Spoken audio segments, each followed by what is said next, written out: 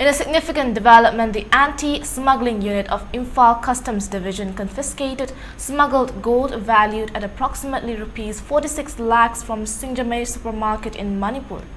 Following a lead, officials intercepted a Maruti car around 8 p.m. in Imphal. A detailed search revealed 3 ingeniously hidden pieces of gold weighing a total of 627.5 grams beneath the vehicle's handbrake, stated an official. One suspect has been detained. To facilitate further arrests and potential seizures, the authorities are currently withholding the individual's identity. Preliminary interrogation indicates the gold was smuggled from Myanmar through Manipur's southern borders, the official added. The seized gold and the detained individual are being held under the Customs Act of 1962.